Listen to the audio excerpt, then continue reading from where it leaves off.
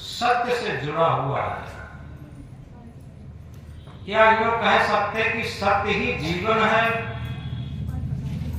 और जब सत्य ही जीवन है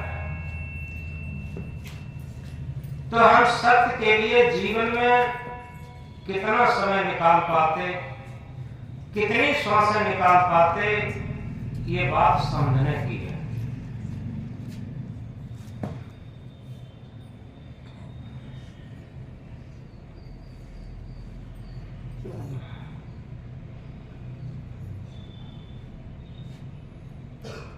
यथार्थ में होली पर्व एक ऐसा महान पर्व है जो ऋतुओं के राजा, जिसे ऋतुराज बसंत कहते हैं, बसंत ऋतु में आता।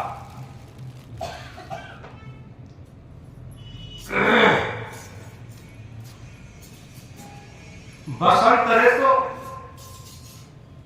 जितनी भी ऋतुएं हैं उनका सबका राजा सम्राट माना जाता है।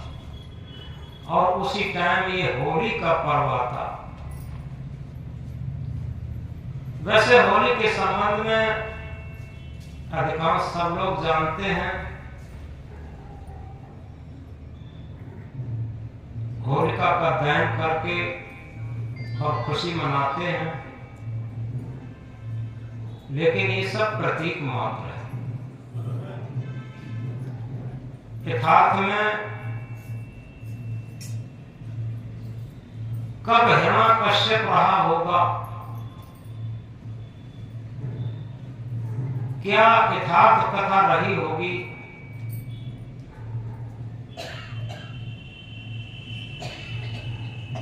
और हमारे अंदर ही हिरण्यकश्यप भी विराजमान है, हमारे अंदर ही प्रहलाद भी विराजमान है, हमारे अंदर ही होलिका भी विराजमान है।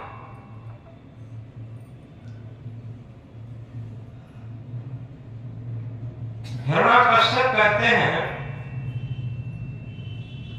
वेद के एक मंत्र में कहा है,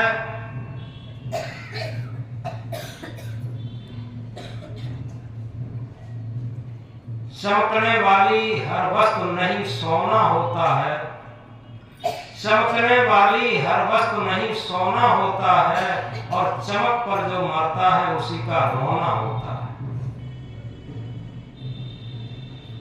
यथार्थ में ये हिरण्यकश्यप की पहचान है।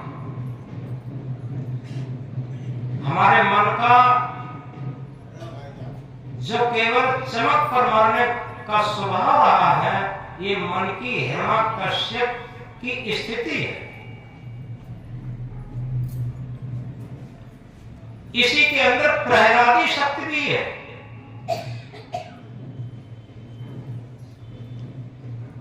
प्रहलादी शक्ति जो अपने घट के अंदर रमने वाला राम है, सत्य चेतन है, आत्म राम है, उसके चिंतन में, भजन में, उसकी स्थिति में रहने वाली जो शक्ति है उसी को प्रहलादी शक्ति कहते हैं।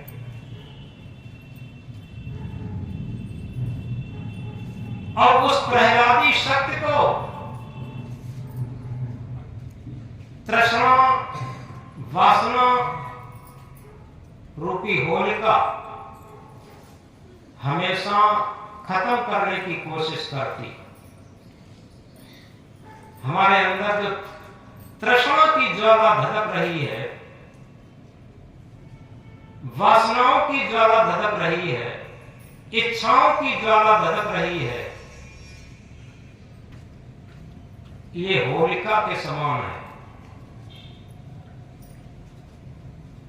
होली की आग तो कभी कभी शांत हो जाती, लेकिन अतिरिक्त इच्छाओं की, वासनाओं की, तृष्णाओं की जो ज्वाला हमारे अंदर 24 घंटे धधकती रहती है, क्या उस होलिका को भी हम समझते हैं? और उस होलिका का दहन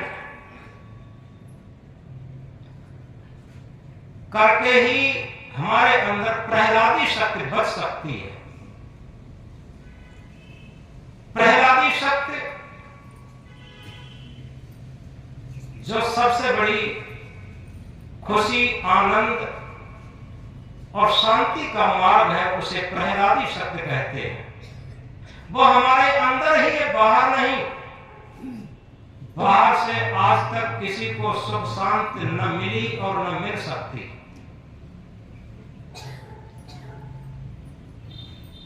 आबो हवा कश्मीर नहीं साहब, है आबो हवा कश्मीर नहीं साहब, कलेजा ठंडा हो उसे कश्मीर कहते हैं। किसी हम एसी रूम में बैठ जाएं जाके, तो थोड़ी देर के लिए बाहर से ठंडक जरूर मिल जाएगी, लेकिन अंदर तृष्णा की ज्वाला, वासना की ज्वाला, इच्छाओं की ज्वाला धधक रही है, तो शांति कहां मिली? कलेजा हो ठंडा उसे कश्मीर कहते हैं। क्या हमारा हृदय शीतल होकर के रहता है, शांत होकर के रहता है? जितना हमारा हृदय शीतल और शांत रहेगा, उतना ही हमारे अंदर प्रहलादी शक्ति बचेगी। ये अपने आप और स्वाभाविक है, अगर इस तथ्य, इस सत्य को हम समझ लेंगे तो इसलिए इसी में हमें एक बात और समझनी है। एक छोटी सी बात से समझेंगे। बड़ी मार्मिक बात यह है कि हम दोहरी जिंदगी जीते, ये सबसे बड़ी हानि है। दोहरी जिंदगी के लिए ये कहा है कि दुविधा में दोनों गए, माया मिली न राम। दो विधा, दो कानून, कभी इधर कभी उधर। इसी तरीके से एक छोटी सी बात बताएगी। एक बार क्या हुआ, पशुओं और पक्षियों में झगड़ा हुआ, और झगड़े में जानते हैं पशु जीतना शुरू हो गए, क्योंकि पशु बलवान होते हैं पक्षियों से, सबको मालूम है। तो एक चमगादड़ होता है, सब जानते हैं। चमगादड़ ने सोचा कि हम क्यों न पशुओं की टोली में जाएं, क्योंकि उनकी जीत की बाजू है। और चमगादड़ पशुओं की टोली में पहुंच करके कहा कि देखो भैया, हम भी पशु में हैं, पशु योनि में आते हैं, क्योंकि हम पशु योनि में इसलिए आते हैं कि हम बच्चा देते हैं पशुओं की तरीके से। पक्षी सब अंडा देते हैं, लेकिन चमगादड़ बच्चा देता है। हम बच्चा भी देते हैं और स्तन से दूध भी पिलाते हैं।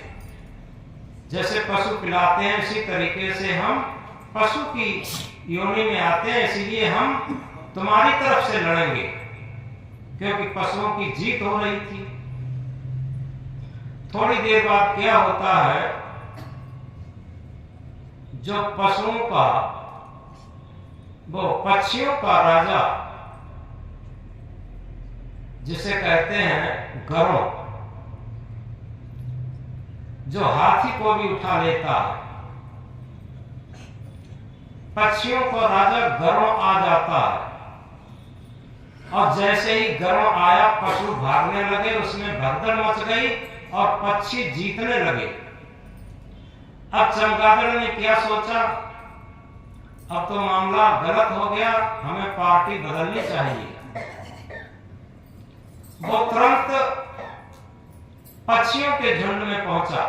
गरुड़ के आते ही उसने कहा, देखो भैया, हम तो पक्षी हैं, आप लोगों की तरीके से उड़ते हैं आकाश में, और हम तो पक्षी हैं, आपकी तरीके से लड़ेंगे। तो पक्षियों ने ललकारा।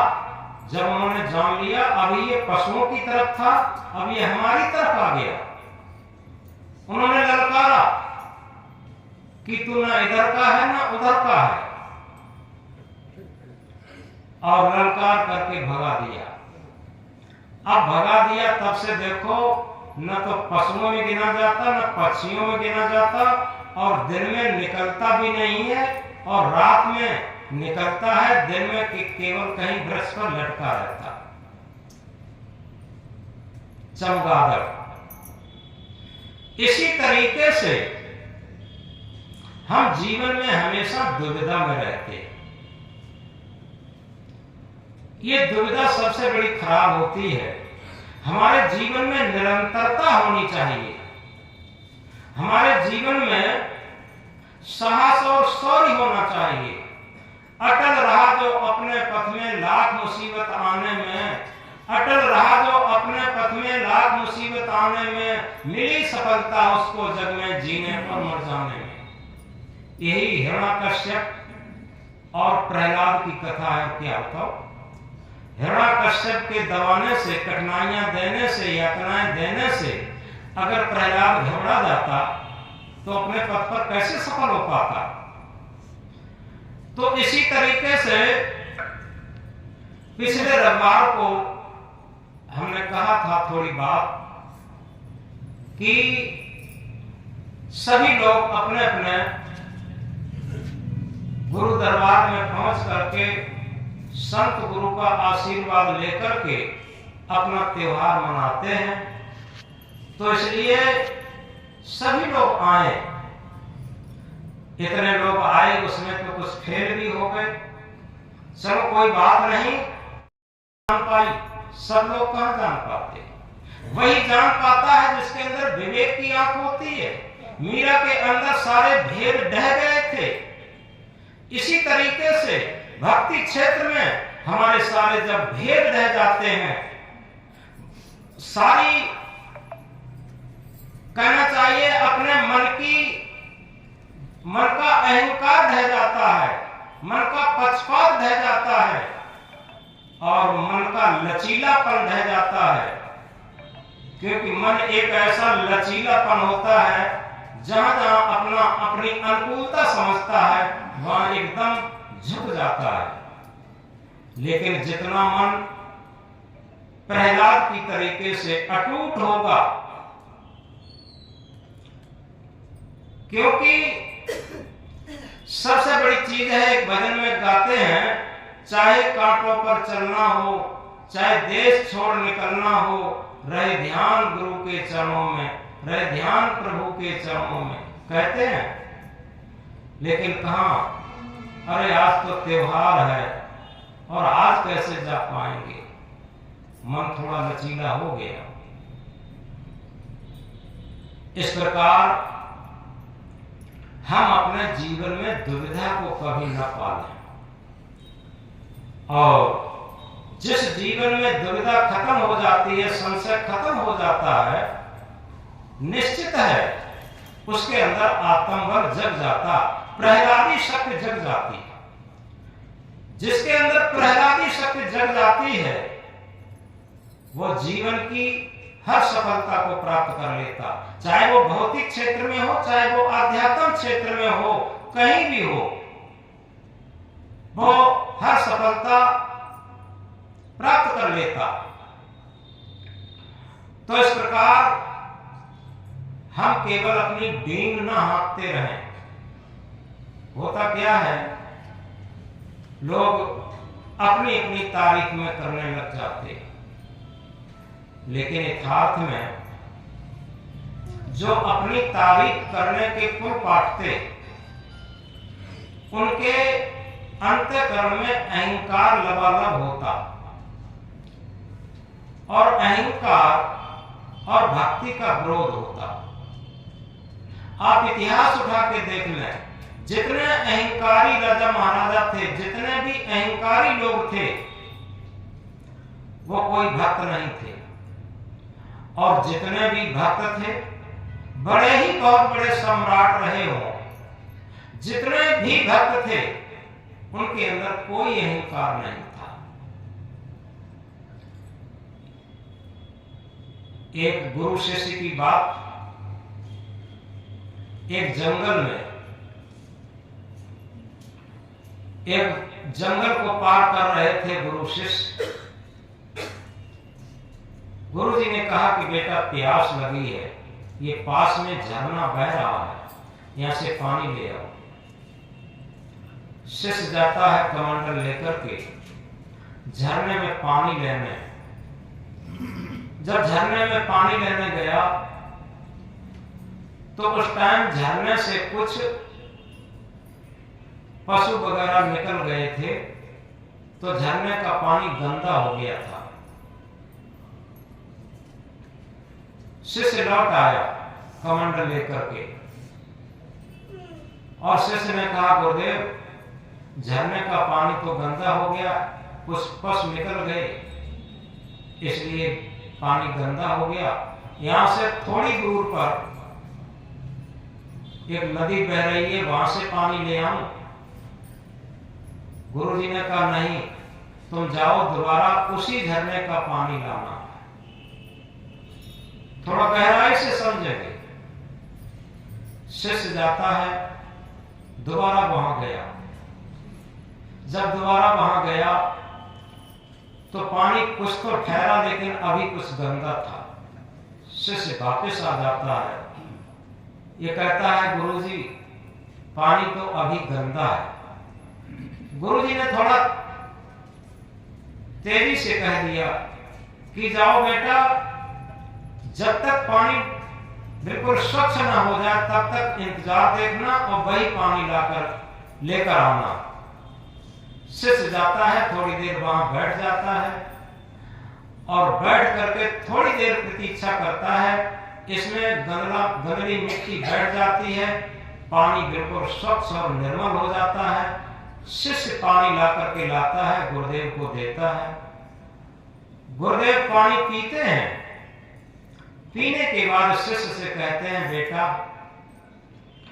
ये हमने तुमको बार बार उसी झरने के पास इसलिए भेजा कि इस मन को जब तक हम किसी वैराग्यवान संत सदगुरु के लिए समर्पित नहीं करेंगे तब तक इसके अंदर कुविचारों का जो गंदलापन है, अहंकार का जो गंदलापन है, वो खत्म नहीं होता। और बार बार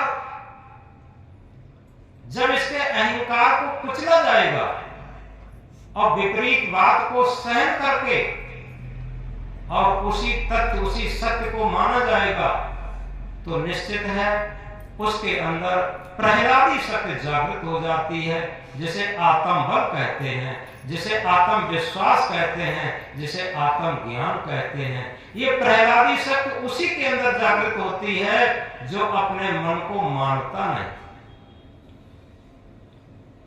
और जो अपने मन को सर्वोपरि मान के जीवन में चलता और ये सोचता है कि हम बहुत ऊंचा काम करते।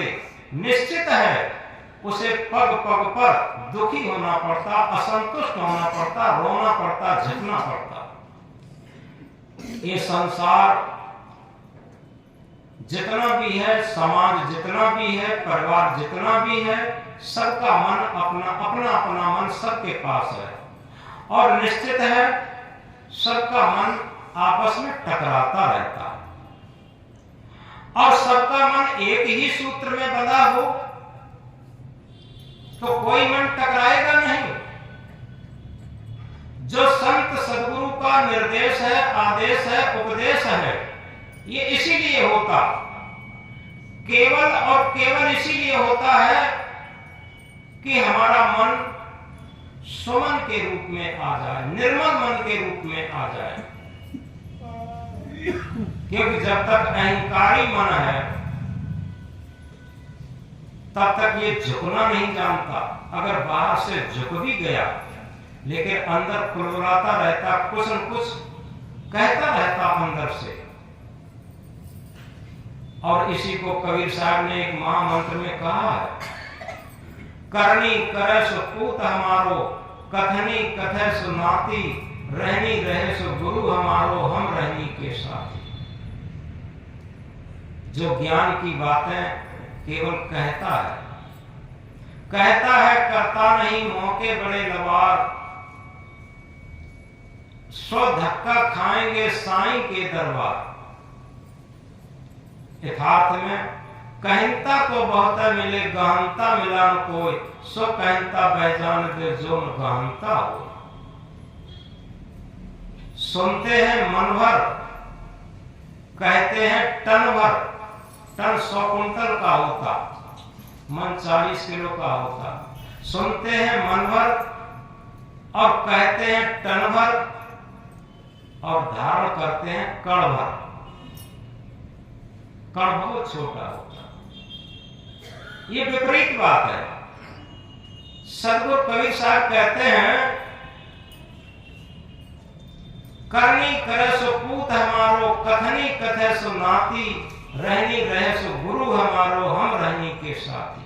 बहुत स्पष्ट निर्णय। करनी करे सो पूत हमारो, यानी भक्ति के नाम पर, सेवा के नाम पर, परमार्थ के नाम पर जो कर्तव्य करता है वो पुत्र के समान है, उसका पूरा अधिकार, उत्तराधिकार। और कथनी कथे सुनाती, ज्ञान की बातों का बहुत बड़ा लंबा उपदेश करता है, लेकिन अपने अंदर करनी और रहनी में नहीं उतरता। वो तो नाती के समान, यानी प्रहलादी शक्ति पर, भक्ति पर, धर्म पर और भजन ध्यान पर उसका कोई अधिकार नहीं।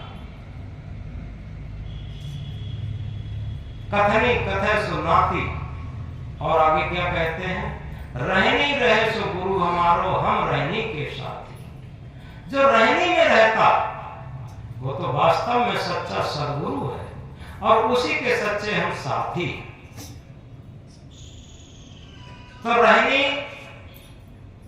कथनी मुख से कही जाती है, करनी इंद्रियों से की जाती है, और रहनी मन से रही जाती है। जब हमारा मन रहनी में परिपक्व होने लगे तो हमारे अंदर प्रहलादी शक्ति जागृत हो जाती है, और हमारे अंतःकरण का जो हिरण्यकश्यप राक्षसीपन है वो खत्म हो जाता है, और वासनाओं की होली, इच्छाओं की होली, तृष्णाओं की होली जल के खत्म हो जाती है। यथार्थ में आज के विचार में बड़ी सुंदर बात लिखी। मन के स्वार्थ की चार दीवारी से निकल करके, अभी मैंने मीरा का उदाहरण लिया था। मीरा एक राजरानी थी, राजस्थान की छत्राणी परिवार की थी। बुद्ध का उदाहरण लेते हैं, बुद्ध एक राजा के इकलौते बेटे थे। महावीर एक राजा के बेटे थे। ऐसे लोग अगर मन की चार दीवारी से न निकलते तो निश्चित है उस प्रहलादी शक्ति को कैसे पा सकते थे, उस सच्ची भक्ति को, उस साधना को कैसे पा सकते थे। इसलिए मन की चार दीवारी से निकलना बहुत आवश्यक है। मन की चार दीवारी क्या है? चित्त, मन, बुद्धि, अहंकार। ये चतुष्टय अंतःकरण है, इसकी चारों दीवारें हैं। और इन चार दीवारी से जब निकल जाते हैं तो प्रहलादी शक्ति में पहुंचते हैं, जिसे सत्य का साक्षात्कार भी कहते हैं, जिसे आत्म अनुभव भी कहते हैं। रामायण की चौपाई क्या कहती है? आत्म अनुभव सुख सुप्रकाशा, तब भव भूल भेद भ्रम नाशा। आत्म अनुभव सुख सुप्रकाशा। यथार्थ में मन की चार दीवारी से निकल करके ही आत्म अनुभव हो सकता। आत्मा के तल पर जीवन का आनंद, जीवन की शांति, जीवन की मस्ती मिल सकती। दुनिया में कोई ऐसी शक्ति नहीं है जो मन की चार दीवारी से निकल करके और हमें आत्मा की शांति, आत्मा की मस्ती मिल सके। तो मन की चार दीवारी से निकल करके जब हम सत्य आत्म के तल पर कुछ श्वासें जब बिताना समझ जाते हैं तो निश्चित है इसे सत्य की झलक कहते, इसे प्रहलादी सत्य की झलक कहते, इसे आत्म अनुभव भी कहते, इसे सेल्फ नॉलेज भी कहते। तो इस प्रकार अगर जीवन में हम कुछ प्राप्त करना चाहते हैं तो हमें कुछ खोना पड़ेगा। ये सिद्धांत होता है, एक तरफ हम कुछ खोते हैं तो एक तरफ कुछ हम प्राप्त करते हैं। क्या खोना है क्या पाना है? एक जगह 3 मित्र बैठे हुए थे। एक मित्र ने कहा कि भैया, आपस में बात की कि भैया आज मैं क्या बताऊं, आज कुछ तंगहाली में अपना जीवन हम व्यतीत कर रहे हैं। अगर हम अपने पुरखों की बात बताएं, अपने दादा की बात बताऊं, तो हमारे दादा लाखों रुपया छोड़ करके खत्म हुए थे, लेकिन क्या करें, आज हम तंगहाली में जीवन व्यतीत कर रहे हैं। दूसरा मित्र क्या कहता है? दूसरे मित्र ने कहा कि अरे भैया बात न पूछो, इसकी बात मत पूछो। अगर हम अपनी बात बताएं तो हमारे दादा तो करोड़ों रुपया छोड़ करके खत्म हुए थे, इसकी बात क्या बताते। अब इसके बाद वो तीसरा लड़का जो रह गया था वो चुपचाप बैठा रहा, वो कुछ नहीं बोला। जब वो कुछ नहीं बोला, उन 2 लड़कों ने कहा कि भैया तुम कुछ बताओ, तुम्हारे दादा तुम्हारे बाबा कितना छोड़ के खत्म हुए थे, कैसा हाल था? वो लड़का कहता है कि भैया ना पूछो, वही अच्छा है, हम क्या बताएं। अरे कुछ न 1000-2000 तो छोड़ के खत्म हुए होंगे। ये कहे कि 1000-2000 तो छोड़ के खत्म हुए होंगे। जब बहुत कुरेदने पर वो बोला बड़ी शांति में, बड़ी शालीनता में कि भैया आप क्या याद दिलाते हो पिछली बात को। वो कहते हैं जो बीत गया फिर उसका नहीं ठिकाना, वो मोक्ष मार्गी समझ के जाना। उसकी क्या बार बार याद दिलाते हो, क्या छोड़ के गए, क्या छोड़ के गए। अगर हम सच बताऊं तो आप लोग मानोगे नहीं। ठीक है, तो अब उन लोगों को और उत्सुकता बढ़ गई। अरे भैया सच बताओ, मानेंगे क्यों नहीं, बताओ तो जरा, या छोड़ के गए। तो वो लड़का कहता है कि क्या छोड़ के गए, जब मेरे दादा खत्म हुए तो सारा संसार ही छोड़ के भी चले गए थे। अब देखो उसकी बात कितनी मोस्ट इंपॉर्टेंट थी और बड़ी शालीनता की थी। पहले 2 लोगों की बहुत अहंकार की बात थी, लेकिन उसका कोई अहंकार नहीं था। इसी तरीके से हमें कुछ खोना है। क्या खोना है? हमें जो कुछ आज तक मिला है, शरीर से लेकर संसार तक, मकान महल से लेकर प्रॉपर्टी तक, जो कुछ मिला है वो कुछ पुरखों का रहा है, कुछ हमारा सदप्रयास रहा है। जब शरीर ही हमारा नहीं है तो शरीर से संबंधित प्राणी पदार्थ, महल मकान, धन सोना चांदी, इसका क्या अहंकार किया जाए। अभी आंख मिट जाए तो सारा संसार छोड़ के जाना पड़ेगा कि नहीं जाना पड़ेगा, बताओ। और उससे ही पहले हम ये सोच लें, विचार लें कि हमारा सच्चा धन, सबसे पहला धन ये है, क्या जीवन जीने की सही कला मुझे मालूम हुई कि नहीं। धन पैदा करने की कला मेरे अंदर बहुत है, बहुत धन पैदा कर सकते। लोग क्या कहते हैं कि भैया अगर हम मिट्टी को छू लें तो मिट्टी सोना हो जाती। ये अहंकार। मिट्टी को छू ले मिट्टी सोना हो जाती है, अहंकार है।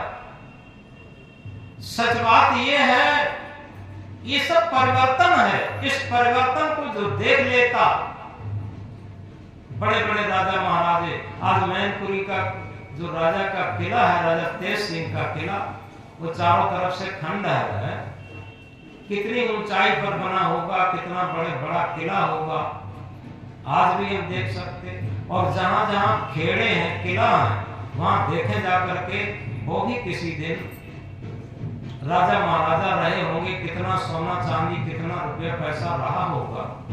आंख मिचते ही आखिर क्या हुआ होगा। कल एक संत खत्म हुए, उनकी समाधि लगा के आए, वो यहाँ आते थे, प्रकाश दास साहब नाम से थे, दुबले पतले थे। हालांकि उनके अंदर कोई लोभ लालच स्वार्थ नहीं था, बड़ी निष्काम भावना थी। कल उनका शरीर छूट गया, उनकी समाधि लगाई, तो समाधि लगाने पर ही ये सारा चिंतन भी चल रहा था। जैसे आज इनको लोग हम ही स्वयं समाधि में लगा रहे हैं, ऐसे ही कल हमारे शरीर को कोई समाधि में लगाएगा। ये क्या है? ये खोना है कि हम समझ लें, जिसने मृत्यु को और इष्ट को, दो चीजों को हमेशा याद कर लिया, उसके अंदर प्रहलादी शक्ति जागृत हो गई। हिरण्याकश्यप का राक्षसीपन चला गया।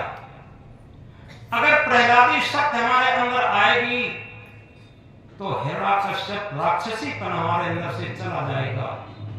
जो चमक पर मरता, जो भौतिक सुखों पर मरता, ये भौतिक सुख बहुत क्षणिक है।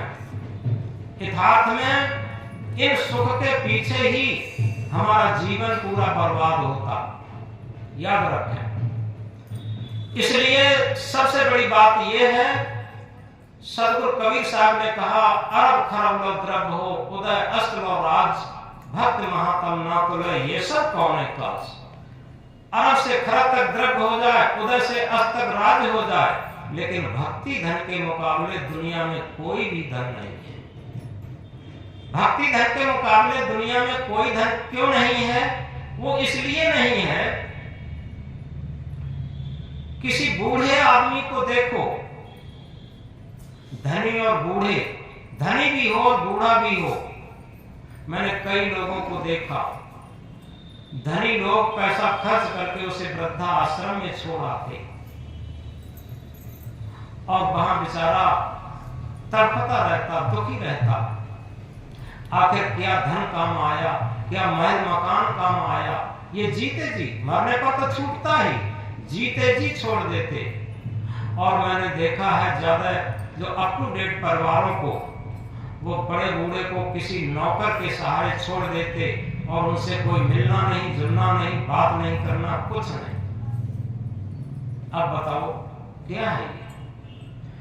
तो इसलिए इन सब बातों को इस महान पर्व पर सोचते हुए हमें क्या करना है? केवल अपने अंदर का अहंकार गलाना। ये पर्व अहंकार गलाने का है, याद रखें। हमारे पुराने जमाने में जब होली होती थी तो लोग गले से मिलते थे और अहंकार नहीं रखते थे, आपस में कोई गिला शिकवा नहीं रखते थे। कुछ किसी से कुछ हो भी जाता था, उसे भी खत्म करके और गले से नहीं, हृदय से मिलते थे। आज तो लोग गले से भी नहीं मिलना चाहते। वैसे इंटरनेट का जमाना है, आज लोग मिले हुए हैं एक दूसरे से ऊपर से, क्योंकि इतने वाहन हो गए। पहले कहीं रिश्तेदारी में भी जाते थे, दूरी पर होती थी तो 8-8 दिन लग जाते थे, पैदल यात्रा थी। और अब क्या है? अब एक दिन में कई रिश्तेदारियां घूम सकते, इतना सुपरफास्ट सफर हो गया है। और इंटरनेट के द्वारा तो सारी रिश्तेदारी थोड़े ही क्षणों में हम बात कर सकते और फेस टू फेस बात कर सकते। ये सब मिल गए हैं, लेकिन दिलों में बहुत दूरियां हो गई। आप देखें, आज जितना ही बाहर से हम मिल रहे हैं, उतना ही अंदर से दूरी पड़ रही है। और जो दिलों की दूरी है वो हमारे जीवन की सच्ची हार है। और कहना चाहिए ये हिरण्यकश्यप का राक्षसीपन है। अगर वास्तव में ये कब आता है, जब हमारे अंदर मन में स्वार्थ जग जाता। ये स्वार्थ का राक्षसीपन इतना जग गया है अपने स्वार्थ के लिए। आज माता पिता से, बेटा बेटी से लेकर, बेटा बहू से लेकर कोई भी वृद्ध माता पिता को देखना नहीं चाहते। पिछले जमाने में चले जाइए, बड़े बूढ़ों की बात ऐसे मानी जाती थी कि आज लोग इतनी किसी अफसर डीएम की भी बात नहीं मान सकते। ऐसे बड़े बूढ़ों की बात मानी जाती थी।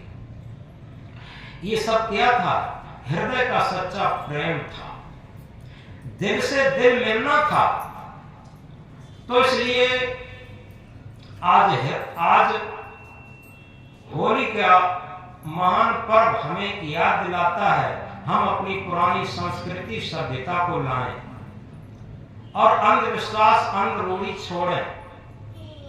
केवल होली पर बालियों को जलाना, भूनना और खाना ही होली नहीं है।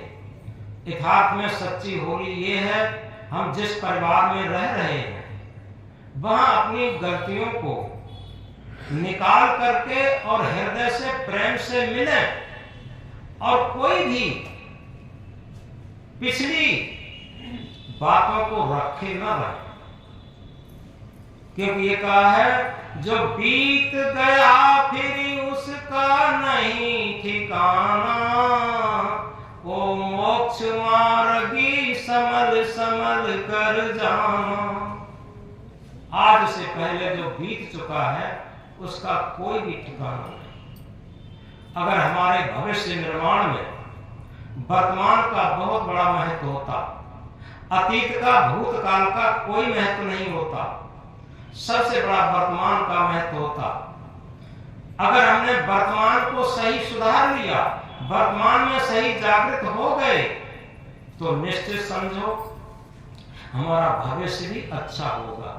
तो ये होली पर्व हमारे भविष्य को सुनहरा बनाने के लिए, भविष्य को सुंदर बनाने के लिए और भविष्य को प्रेममय बनाने के लिए है।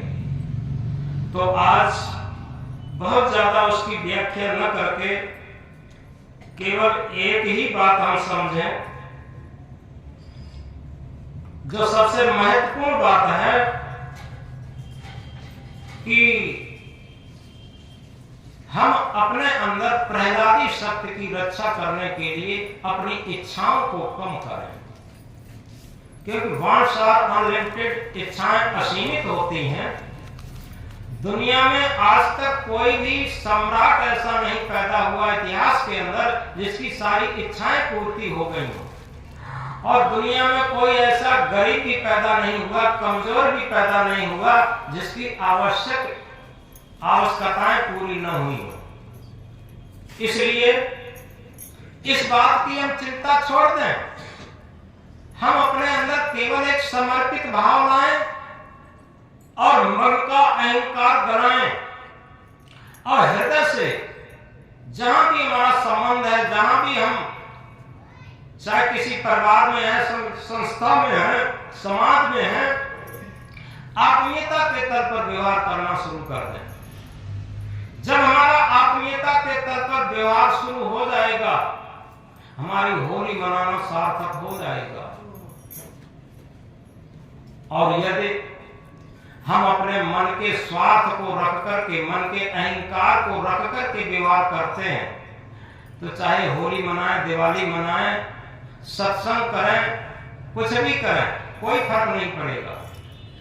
और इसीलिए हमने कहा था कि कुछ प्राप्त करने के लिए कुछ खोना पड़ता है। तो आज होली के दिन हमें क्या खोना है, क्या जलाना है, क्या दहन करना है, इस बात को समझना है। अपने मन के अहंकार को दहन करो और अपनी इच्छाओं को सीमित रखो। जितनी हमारी इच्छाएं सीमित होंगी, कम होंगी, अगर सही पूछो और कबीर साहब के सिद्धांत को मानो और समझो, तो एक महामंत्र को हम याद कर लें। चाह गई चिंता मिटी मनुआ बेपरवाह, चाह गई चिंता मिटी मनुआ बेपरवाह, जिनको कछु न चाहिए सोई सहन पथ सा। तो आज क्यों न सम्राटों के सम्राट बन जाएं? ये होली का सच्चा पर्व होगा कब? अपनी चाहनाओं को खत्म कर दें। और ये हम लिखित सूत्र देते हैं, जिसने अपनी चाहनाओं की खत्म कर दिया उसकी आवश्यकताएं प्रकृति अपने आप पूर्ति करती है। दुनिया की एक ऐसी अदृश्य शक्ति जो सारी शक्तियां मिलकर के उसकी आवश्यकताओं को अपने आप पूर्ति करती हैं, उसे दुनिया में कोई नहीं रोक पाएगा। और हमने अगर अपनी आवश्यकताओं को बढ़ा लिया और अपने अंदर अहंकार कर लिया, एक कच्चा मैं होता है, एक पक्का मैं होता। थोड़ा गहराई से समझे।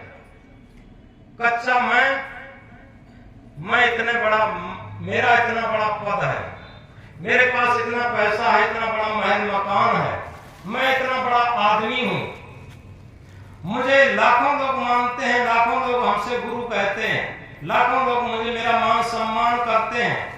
ये कच्चा मैं है। थोड़ा गहराई से समझे। ये कच्चा मैं है। एक पक्का मैं भी है। पक्का मैं है, हम शुद्ध चेतन हैं, ज्ञान स्वरूप हैं, अजर अमर अखंड अविनाशी हैं। ये पक्का मैं है।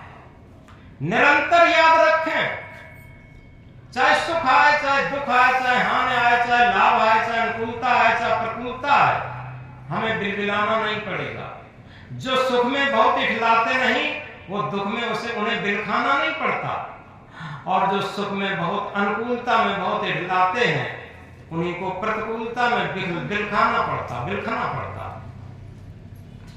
तो इसलिए एक कच्चा सुख होता, एक पक्का सुख होता। जैसे अभी बताया था, एक कच्चा मैं, एक पक्का मैं। कच्चा मैं को ढह जाने दो तो निश्चित है हमारे अंदर एक पक्का मैं रह जाएगा, जो हमारी प्रहलादी शक्ति है। कच्चा मैं ही हिरण्यकश्यप की शक्ति है। और एक कच्चा सुख, एक पक्का सुख। कच्चा सुख क्या है? जो मन इंद्रियों का जो सुख है, लोलुप है, लालच है, लोलुपता है, ये कच्चा सुख है। ये कभी किसी का पूर्ति नहीं हुआ। एक बूढ़े आदमी से जाके पूछो कि भैया तुमने कितना सुख बटोर के रखा हो, कहीं हमें दिखाओ तो। यानी पूरे जीवन कमाई करते हैं तो देखी जा सकती, महल के रूप में, मकान के रूप में, खेत के रूप में, फैक्ट्री के रूप में, सोने चांदी के रूप में, बैंक बैलेंस के रूप में। लेकिन एक कमाई और करते हैं, सभी थोड़ा ध्यान से समझें। हम सुख बटोरते हैं पूरे जीवन, सुख इकट्ठा करते हैं पूरे जीवन, लेकिन किसी बूढ़े आदमी से जाकर पूछो, भैया तुमने कहीं पर सुख इकट्ठा किया हो, दिखाओ तो कितना तुमने कर लिया। अब वो व्यक्ति क्या कहेगा कि सुख कहां मिला? सुख के लिए हम बिछौना तो बिछाते रहे, लेकिन जिस सुख के लिए हम लालायत रहे पूरे जीवन, दौड़ लगाते रहे पूरे जीवन, वो सुख तो कागज, वो तो सुख गूलर का फूल ही रहा। उस सुख के पीछे हम व्यर्थ दौड़ते रहे रात दिन। और एक पक्का सुख होता,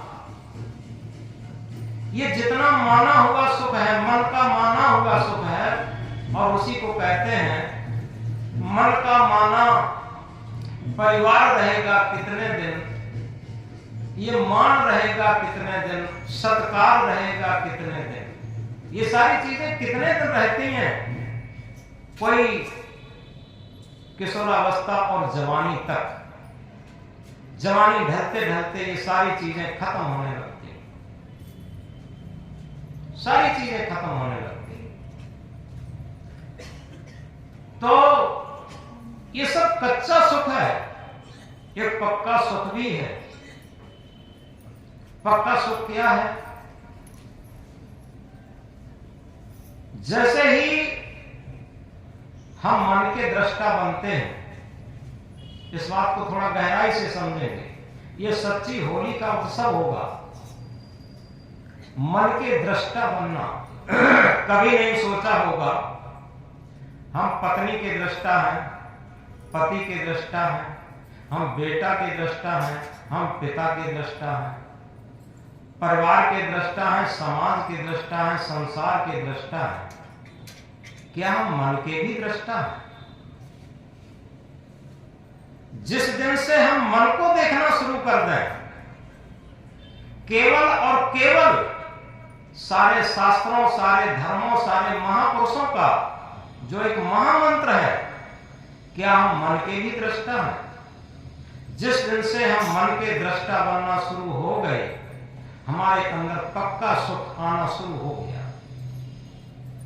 और वो पक्का सुख,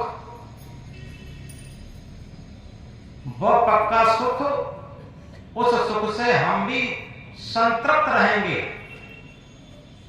संतुष्ट रहेंगे, सुखी रहेंगे, शांत रहेंगे, मस्त रहेंगे।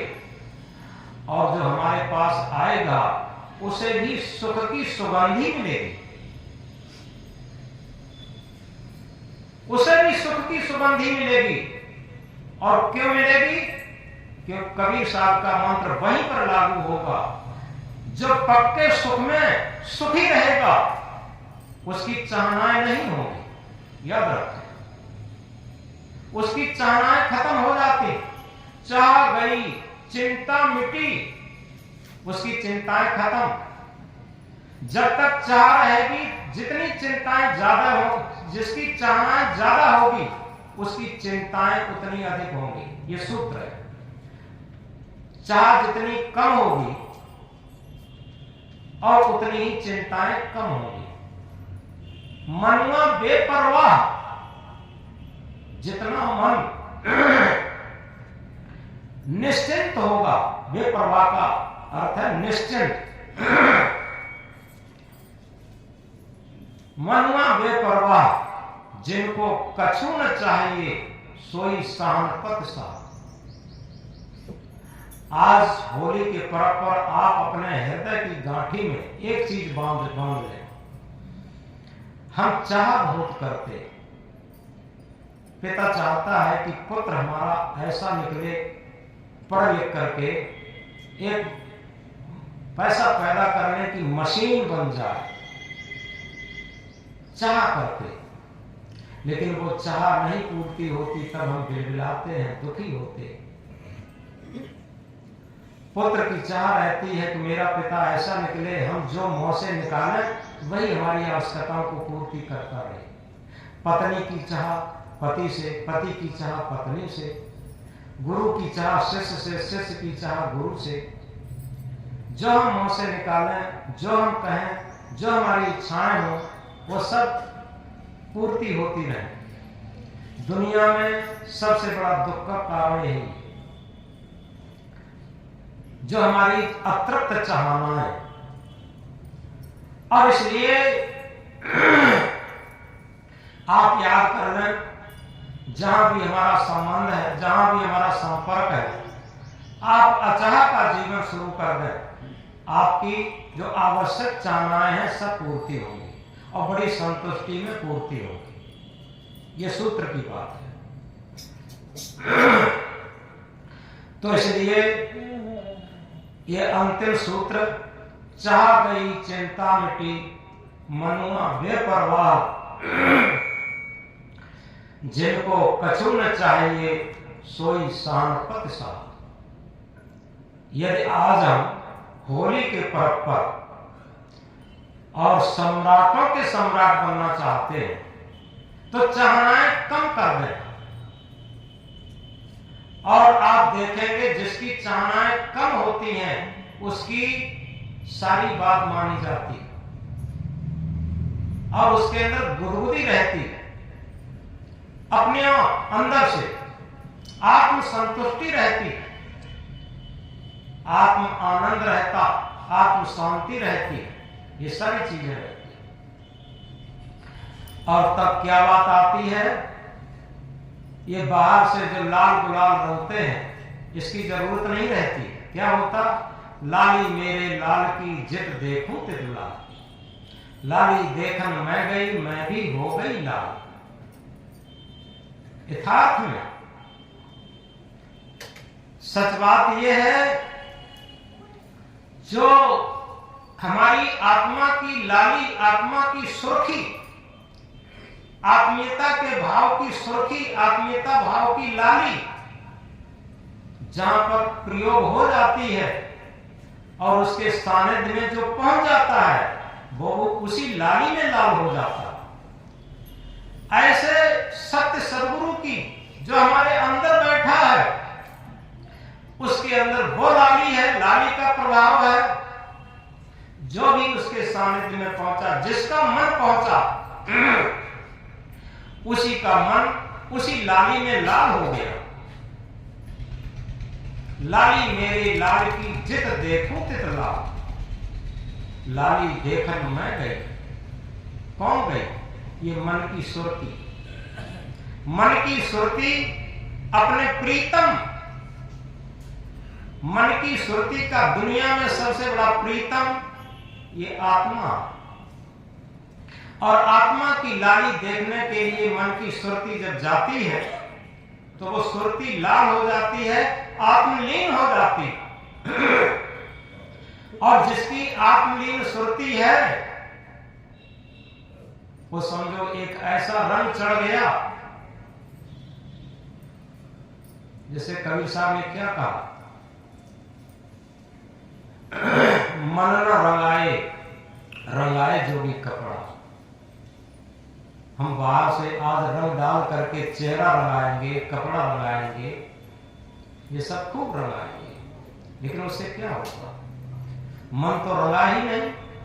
आत्मा की लाली में मन रंगना चाहिए, और जिस दिन आत्मा के सच्ची लाली में हमारा मन रंग गया तो समझो हमारी सच्ची आह्लादी शक्ति, प्रहलादी शक्ति हमारे अंदर बच रही, शेष रही। अन्यथा जीवन रहते रहते जीवन तो खत्म हो ही जाएगा, लेकिन जो हिरण्यकश्यप राक्षसी वृत्ति, उसके संस्कार लेके जाएंगे। याद रखें।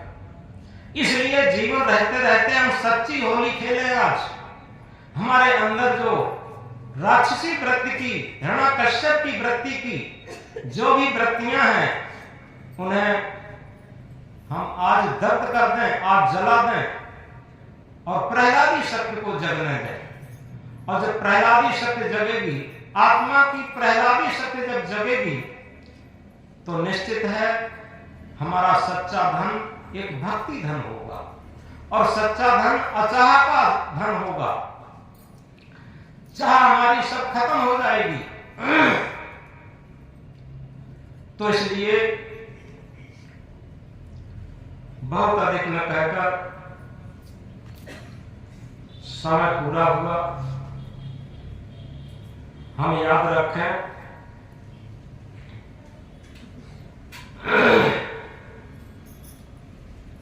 इन महामंत्रों को जो अभी हमने दोहराए थे, चाह गई चिंता मिटी मनुआ बेपरवाह, जिनको कछु न चाहिए सोई सहन पथ साह। इस महामंत्र को हृदय पटल पर अंकित करना, निश्चित समझो ये होली पर्व का महान मंत्र है। जितनी इच्छाएं कम होंगी उतनी ही हमें शांति रहेगी, हमारे अंदर प्रहलादी शक्ति जगेगी। ये अपने आप सूत्र है। तो इसलिए यहीं पर बात खत्म होती है। हम सब लोग होली के महान पर्व में बैठे हैं और ये संत सदगुरु के दरबार में बैठे हैं।